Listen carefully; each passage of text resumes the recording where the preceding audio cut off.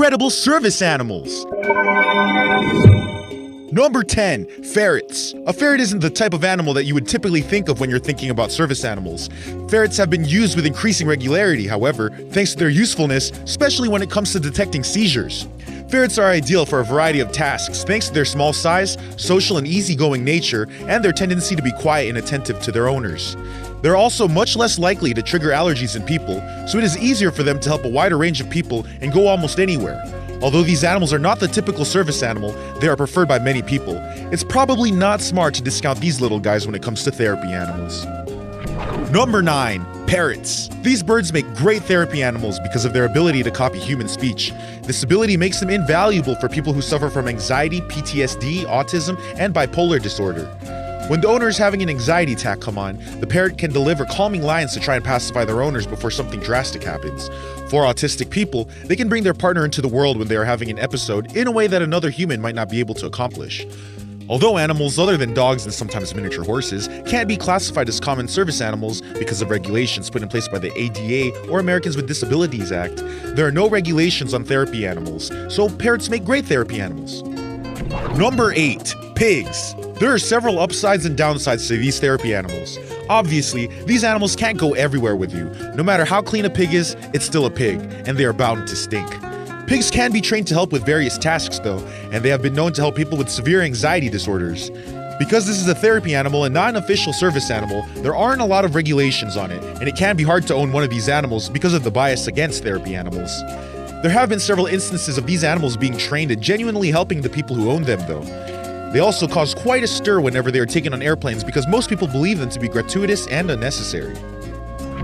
Number 7. Capuchin monkeys. Monkeys and other primates may not be considered man's best friend, but they are our closest relatives in a biological aspect. A monkey service animal seems like a no-brainer then. Several primates can be trained to act as service animals, but the most common are capuchin monkeys. They're helpful to people with severe spinal injuries or paralysis because they have opposable thumbs that make it easy to perform everyday tasks for people who can't do it themselves. They can be trained to make food, open bottles, and maintain their partner's hygiene. There's some controversy included in this though, because some people at the Humane Society of the United States argue that some of their training involves abuse and that they can't be classified as real service animals because of it. Number 6. Golden Retrievers. Golden Retrievers are among the best types of service animals because they are incredibly intelligent, loyal, and extremely receptive to training.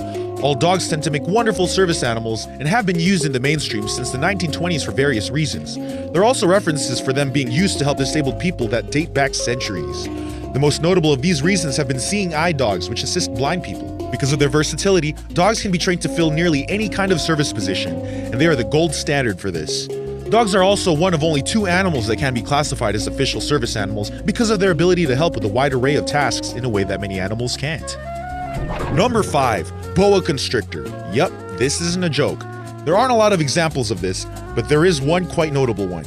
Daniel Green keeps a 5-foot-long boa constrictor around his neck at all times so that it can predict his seizure. He named the snake Red Rock, and when it senses an attack coming on, it will constrict slightly around him to warn him of the assault.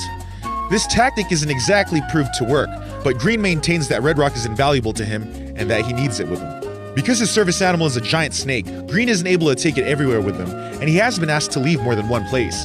His use of the boa constrictor ignited a debate about what a service animal is and if regulations should be tightened regarding therapy animals. The Department of Justice wants to declassify wild animals, reptiles, rabbits, farm animals, amphibians, ferrets, and rodents as service animals so that people can't take them everywhere with them. Whether or not this is a good idea is up for debate, and there aren't any right answers. Number 4. Llama and alpaca. Although these guys have trouble being classified as service animals as well, they do make excellent therapy companions. The most successful of these examples is a pair consisting of an alpaca named Napoleon and a llama named Rojo that are employed by a children's hospital in Oregon. The staff says that they are the life and soul of the hospital, and they bring their very own brand of healing to the patients. Rojo was the first animal at the hospital because it was the operator of the hospital's pet, and it was suggested to him that he make the animal a therapy animal. They're usually dressed up in silly outfits, and they are said to bring light into whatever room they walk into when working.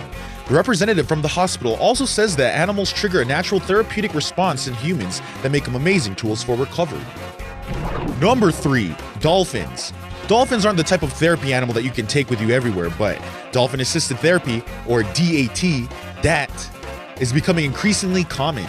The dolphins can be used to help with a variety of different diseases and disabilities, and programs for this kind of treatment can be found in almost everywhere in the world. This kind of therapy has been used since 1978 when it was first employed by a Dr. David Nathanson. The dolphins are said to help improve motor and speech functions among the mentally, physically, and emotionally disabled. This treatment is primarily used to help children with developmental disorders like Down syndrome and autism.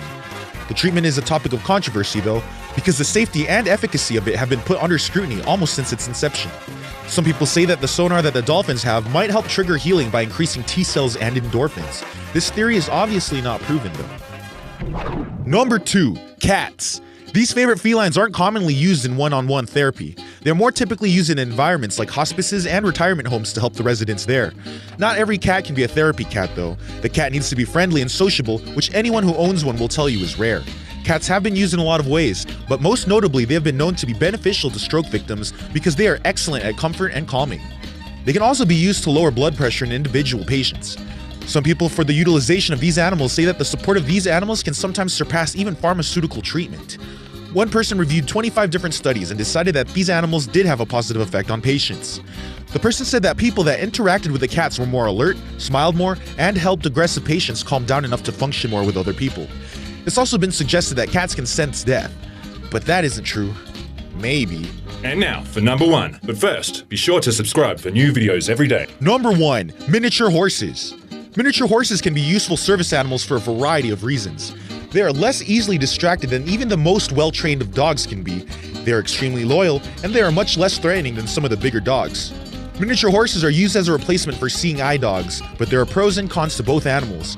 Horses need more room to live, but they also tend to live for about 30 years as opposed to a dog's 12.